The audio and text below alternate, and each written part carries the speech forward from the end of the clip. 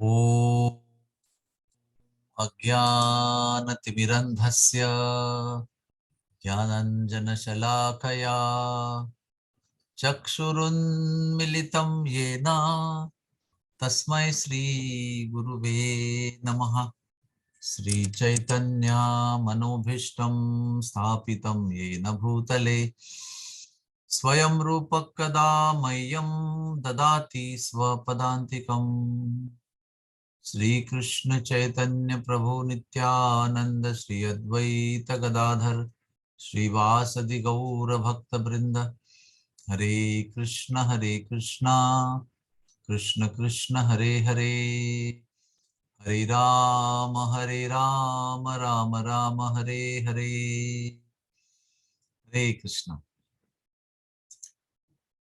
हम सब लोग जब इस भौतिक विश्व में लोगों का जीवन देखते हैं, हमारे पड़ोस में, रिश्तेदारी में, काम की जगह पर, कॉलेज में, स्कूल में, जहाँ भी जाते हैं हम देखते हैं कि ये न के न प्रकारे अलग अलग प्रकार से लोग दुखी हैं, कष्ट भोग रहे हैं। और इसका मूल कारण है, जो हम सब जानते हैं, शास्त्र में लिखा है, वो है हमारे कर्म। और हम सब लोग जब ये दुखों को भोगते हैं तो केवल सब लोगों को, अलग अलग लोगों को उसका कारण बताते हैं, यानी कि हम ब्लेम करते हैं उनको, इनकी वजह से, इनकी वजह से, इसकी वजह से ये कष्ट हो रहा है। लेकिन उसका मूल कारण है हमारे कर्म। और हम सब लोग कर्म करते हैं क्योंकि हम सब लोगों को सुख चाहिए। हमारे कर्म करने की जो प्रेरणा है वो केवल सुख है। बिना सुख की प्रेरणा से कोई कर्म नहीं करता है। लेकिन सारे प्रयास, सारे कर्म जो हम सुख के लिए करते हैं वो दुख क्यों देते हैं? क्योंकि हमारे कर्म जो है वो धर्म के विरुद्ध है। हमारे आत्मा का धर्म है भगवान की भक्ति।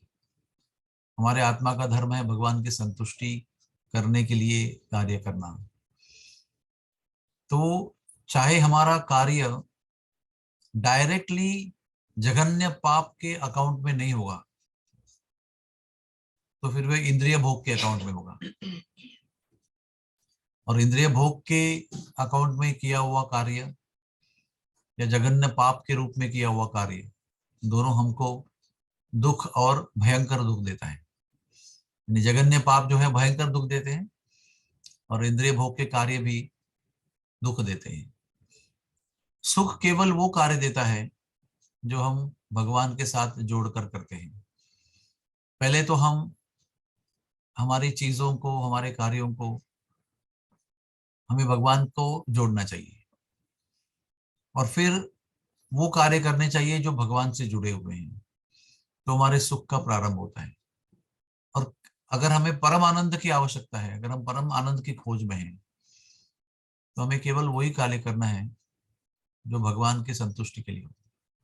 इसका अर्थ ये होता है कि हमें हर कार्य करते समय चिंतन करना चाहिए कि क्या ये कार्य मैं भगवान के लिए कर रहा हूँ, भगवान के संतुष्टि के लिए कर रहा हूँ? क्या मैं ये कार्य मेरे स्वार्थी सूक्ष्म इंद्रिय भोग के लिए तो नहीं कर रहा हूँ? क्या भगवान का नाम लेते हुए, कार्य करते हुए, क्या मैं ये कार्य भगवान को असंतुष्ट करने के लिए तो नहीं कर रहा हूँ? तो कई बार हम लोग भ्रम में रहते हैं कि ये मैं भगवान के लिए कर रहा हूँ, लेकिन वो होता है हमारे स्वार्थ के लिए। और जो भी कार्य हमारे स्वार्थ है तो हम करते हैं, वो हमेशा केवल दुख देते हैं। इसलिए रूप गोस्वामी बताते हैं, आनुकूल्यस्य संकल्पो प्रतिकूल्यस्य वर्जनम। बहुत सरल सा फॉर्मूला उन्होंने दिया है। इस फॉर्मूला को संत लोग ऐसे भी बताते हैं कि ये परमोच्च विरक्ति का भी फॉर्मूला है, संन्यास का परमोच्च फॉर्मूला है। अनुकूल्यस्य संकल्पो प्रतिकूल्यस्य वर्जनम, अर्थात वही कार्यों को, वही वस्तुओं को, वही विचारों को स्वीकार करना जो भगवान के विषय में, भगवान के विषय में और धर्म के विषय में अनुकूल हो। और उन सब लोगों को, सब चीजों को, सब कार्यों को त्याग देना जो भगवान के हित के यानी भगवान के मार्ग में विरुद्ध हैं, धर्म के विरुद्ध हैं, उनको त्याग देना। और इनको अगर पहचानना है, जैसे मैंने कहा कि भ्रम भी हो सकता है, भगवान के नाम पे भी कोई इंद्रिय भोग का कार्य कर सकते हैं, तो कैसे पहचाने? तो उस पहचान के लिए हमें कोई गाइड चाहिए, जिसको हम शिक्षा गुरु कहते हैं, जिसको हम काउंसलर कहते हैं, जिसे हम दीक्षा गुरु भी कह सकते हैं। तो आध्यात्मिक अथॉरिटी अगर हमारे जीवन में है और हम सतत उनके संपर्क में हैं, तो हमें ये मार्गदर्शन मिलेगा कि आपका ये कार्य जो है ये भगवान की सेवा में है। वो कार्य जो है वो आप समझते हैं कि भगवान की सेवा में, लेकिन उसकी बुनियाद जो है वो स्वार्थ है। इस तरह से जब हम धीरे धीरे धीरे धीरे प्रगति करते हुए जाएंगे और केवल भगवान के ही आनंद के लिए कार्य करेंगे और अच्छी तरह से सब समझ बूझ के साथ, मार्गदर्शन के साथ जब हम वो कार्य छोड़ देंगे, उन वस्तुओं को त्याग देंगे जो भगवान के संपर्क में नहीं है, जो भगवान के संतुष्टि के लिए आवश्यक नहीं है, तो फिर हमारा जीवन हर क्षण आनंद से भरेगा। और हम सब लोग, चाहे हम भक्त हैं और जप कर रहे हैं, कोई भक्त नहीं है और जप करने में इंटरेस्ट नहीं है और बाकी सब कार्य कर रहे हैं, सारे प्रकार के लोग मिलकर आनंद को ही खोज रहे हैं। लेकिन आनंद केवल उन्हीं को प्राप्त होता है जो भगवान के शरण में आते हैं।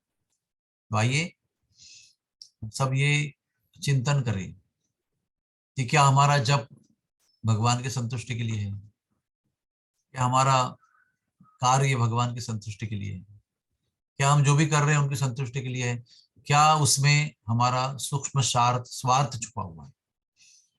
ये चिंतन बहुत ही शक्तिशाली है, क्योंकि ये चिंतन हमें ठीक ठीक से बताएगा कि हम क्या कर रहे हैं। क्योंकि भगवान, जब कोई व्यक्ति प्रामाणिक प्रयत्न करता है, प्रामाणिक चिंतन करता है, तो भगवान हृदय से भी उसे मार्गदर्शन करते हैं, प्रेरणा देते हैं और ये अनुभूति दिलाते हैं कि ये सही है और ये गलत है। तो आइए हम चिंतनशील बने और हमारा ये प्रयास रहे कि सारे जो प्रतिकूल चीजें हैं वो हमारे जीवन से चले जाएं, जो धर्म के विरुद्ध हैं, भगवान की संतुष्टि के विरुद्ध हैं, उसको हम त्याग दें और उन्हीं वस्तुओं को, उन्हीं कार्यों को हम स्वीकार करें जो भगवान की संतुष्टि के लिए अनुकूल है, धर्म के अनुकूल है। तो हमारा जीवन सफल और संपन्न होगा।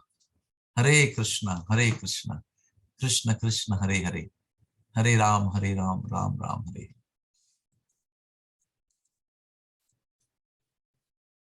हरे कृष्णा प्रभु जी। हरे यस। कृष्णा प्रभु जी।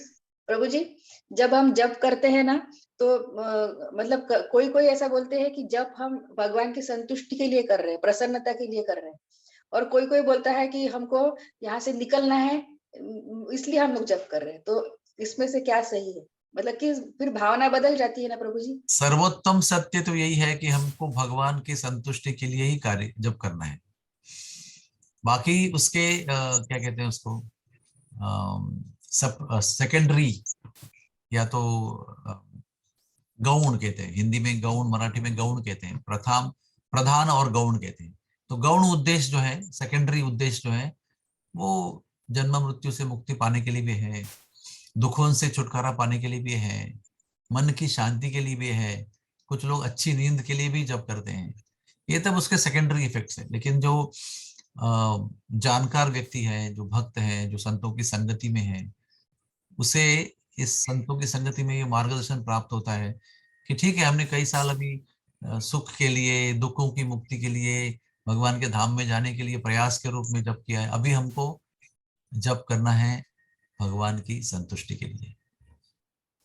तो बार बार हमारा मन यहाँ वहां भटकेगा कि नहीं नहीं, अभी मुझे नींद नहीं आ रही, अभी मुझे सुख मिलना चाहिए, अभी मुझे दुख से छुटकारा मिलना चाहिए। फिर मन को समझाना है, नहीं, वो अपने आप होगा, भगवान संतुष्ट हो गए तो आपके मन का जो भी जरूरत है वो सब भगवान पूरी करेंगे। और कोई प्रश्न है किसी का? Anybody else? Thank you very much. Hare Krishna.